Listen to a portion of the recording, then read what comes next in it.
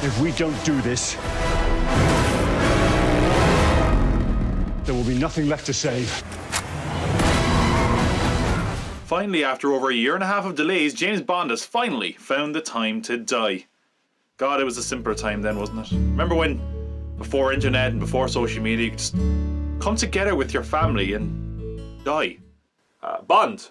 James Bond. He's back, ladies and gentlemen, and so too is Daniel Craig. And much like his version of 007, he seems to be done with this shit after every single film, and yet found his way back here for the final time, because this is in fact the swan song for the longest incumbent Bond, and now the proud holder of the longest Bond film ever. And I think with those factors in mind, everyone's going to walk into this with three questions. Number one, was this film worth the long waiting time after months and months and months of delays? Number two, does it justify its incredible running time? And number three, is it a fitting send-off for the Daniel Craig Bond era? It's not really as simple as a yes or no question. You probably know that by now. Now, I'm a fan of the Bond series. I've seen all the films with the intention of reviewing them for the channel eventually. Yet the Daniel Craig era has been a very strange excursion. I mean, he's been Bond for most of my life. That should give you an idea as far as how long tenured he is as James Bond. And despite that, he hasn't necessarily had as big an output as many of the other Bonds. And it feels like the series has had to shift tonally quite a bit during his tenure as a result. I mean, we started with a very dark and gritty reboot with Casino Royale. They tried to build on that with Quantum of Solace and totally failed in my opinion. They then did a very well-balanced tip of the hat to the series' history with Skyfall, and then they tried to lean into that more and fell flat on their face with Spectre. Now that might be an oversimplification, but at least in my opinion, the Daniel Craig era has had a sort of pattern of every second film is good, with the odd-numbered ones being the better ones. Casino Royale was good, Skyfall was good. Judging off that pattern, this one should also be pretty good. But something we've also gotten in the Daniel Craig films, a lot more so than many of the other Bonds, is the continuity between films, often to very mixed results. And since No Time to Die is sort of built as a finale, it has to tie and connect all of those films that are of varying quality and of various different tones. And that's as messy as it sounds. The plot is very classic Bond down to how simple it all is. Bond is no longer an active agent, but gets coaxed out of retirement to help an old friend investigate the theft of a bioweapon from a secret lab. I'm not going to go into the bioweapon too much, but I will say, had this movie come out when it was originally meant to, might have been a bit too real for us all to handle at that time. You'd be surprised with such a basic story that the film is as long as it is, but I think part of that is because they have to make room for all the characters, and it's starting to get a little bloated in here. Should I have said Blofeld there? Would that have worked as a pun? No? There's a lot of returning characters here, such as Bond's love interest from Spectre, Madeleine Swan, played by Léa Seydoux. I think she is a good actress, and I think it's a good performance, but I just don't find this character very interesting or memorable. They try to give her like an interesting backstory here, and they even try to make it important by tying it into the larger plot, but it just never really interested me, if I'm honest. And it's a shame because that character is, of course, rather pivotal. They also brought back from Spectre Blofeld, and I don't think they really did the character justice in Spectre, and I don't feel they redeemed him here at all. It's kind of a pointless inclusion. Other characters to return include the MI6 team of M, Q and Moneypenny, and look, we already know that these guys are well cast. It's nice to see them pop up. They're a crucial part of the Bond world, and they're never going to steal the show, but it's always nice to have them in there. A more surprising character to return, though, is Felix Leiter, played by Jeffrey Wright, who we haven't seen since Quantum of Solace. And I really like Jeffrey Wright. I really like the Felix character, but I do think the story they were trying to tell would have been a lot more effective if the character had been in the last two films. That being said, they've assembled a really good cast here, and it's nice to have them back on the screen. Of course, if we're doing this right, we should talk about the villain and the Bond girls. So ladies first. Lashana Lynch is very much the Bond girl in the fact that she takes over the mantle of 007 after James Bond has retired. If you listen closely, you can hear the internet melting down. I liked her a lot in this. I thought she managed to give her own take on 007 in a way that felt distinct, but also in fitting with the agents in the Bond world. I also really enjoyed the rivalry she had with James. I just thought that was a lot of fun. I do think she became maybe a little bit less intriguing as the film went on. It feels like they don't really know what to do with her coming into the end. But all the same, I did enjoy her performance. Now, the other Bond girl is played by Ana de Armas, and at first glance, she probably fits the mold of a more traditional Bond girl. I mean, first of all, she's just jaw-droppingly beautiful, and all the promotion for this features her in this gorgeous dress with her guns out. That's not a euphemism. I look at she's got like 2 guns and all. Oh, fuck. What I really loved about this character is that it could have just so easily been another woman for Bond to bed, and had it been made many years ago, it probably would have been. But instead we have this interesting character who's kind of in over their head. But they don't do that fully for laughs either, and they still give us a really impressive and fun action scene out of this that felt like a classic kind of Bond throwback scene. And honestly, Ana de Armas is just so charismatic in the movie that one of my biggest complaints is that she's not in it enough. We only get 1 scene with her in it, and it's kind of one of the highlights, so it's a shame she's not in it more. Our bad guy this time around is Safin, played by Rami Malek, and if a Bond film is only as good as its villain, then this film would be a total bust, because Safin didn't work at all for me. And firstly, he's not actually in it that much. It feels like he kind of kicks the plot into gear mostly off screen and only bothers to show up or do anything interesting towards the end of the film. And the performance is okay, it's fine.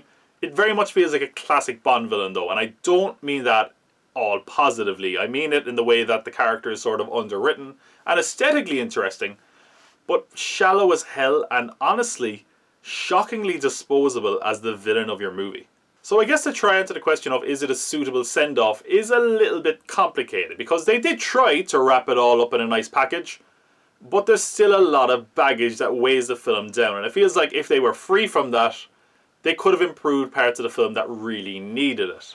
The air finality also hangs over the whole film, and it makes parts of the movie a little bit obvious in my opinion.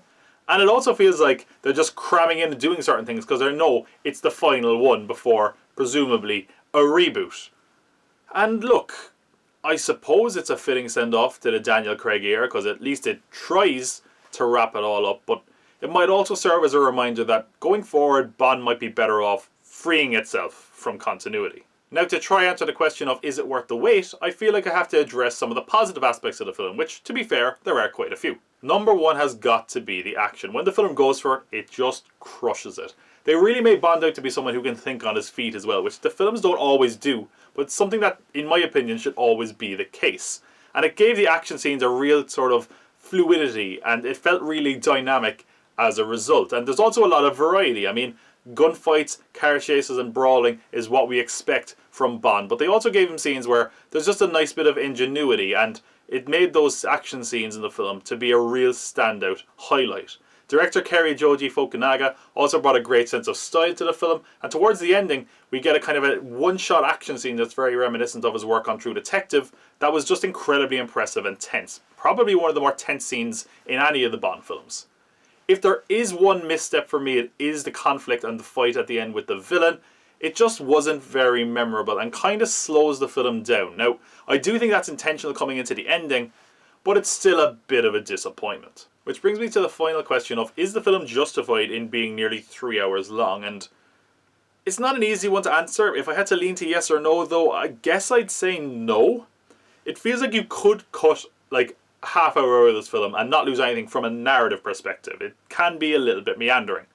But at the same point, those meanders were pretty fun, and there's enough action and spectacle along the way that I was never really bored. I mean, I only checked my watch with the last hour of the film coming up, and that was mostly out of curiosity as opposed to restlessness. I'll also tip my hat to the film in that it managed to add a degree of self-awareness and a bit of humour, where arguably previous entries have kind of fallen down. It just felt like a bit of a throwback to a classic Bond film without being as obvious about it as a Skyfall or a Spectre.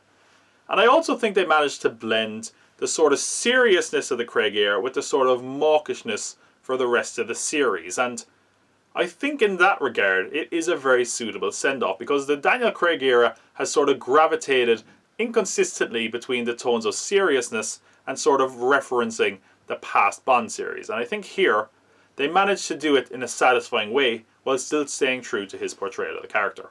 That is to say, his portrayal of Bond has been a bit more personal and intimate than many of the Bonds that preceded him. At times it feels like the mask of the super spy kind of slips down and we see his emotions and even his life outside of being a 007. And they stay true to that here, and the film is the better for it because it allows for some of the emotional moments to hit a bit harder and really helps in building a satisfying conclusion. It's helped, of course, by the fact that Daniel Craig gives an excellent performance as his last go-around as the character. And I think one thing we can say about the Daniel Craig era that we probably can't say about any other Bond is that it really does feel like a completed work. No Time to Die has its share of problems. The story is pretty basic, the film is pretty long, and the villain does miss more than he hits. But it arguably, to me, feels like a bit of a treat. It's long and indulgent, sure, but it's also full of some fun and creative action scenes, and that will keep you invested even if the emotional or personal stakes don't. But I will say that the personal and emotional stuff really did land, much more so than in some of the previous entries, and certainly enough so that the conclusion really worked. And of course, as a conclusion, this is the final chapter of Daniel Craig's tenure as Bond, and I would argue he got a send-off not like any other Bond up till now, and it did so in such a satisfying way. And with all that in mind, the film was worth the wait, the film does deliver, and it is a satisfying send-off to this character. It might leave you shaken and stirred, but certainly it will leave you pretty damn entertained. Well, that's one of the Bond films reviewed, and as mentioned, I'm going to be reviewing every Bond film ever made right here on the channel. Eventually, it's going to take some time, believe it or not. But if you do want to check that out when it's ready, be sure to press that subscribe button so you don't miss it. And if you want to check out what the first one looks like, you can right now, because I have a video on the Origins of James Bond right here. Aside from that, let me know what you thought of No Time to Die in the comments below, and if you did enjoy this video, please give it a like. Anyway, this video is kind of long, and if I don't leave now, I'm not going to have the time to die, so, you know, that would be a shame, wouldn't it?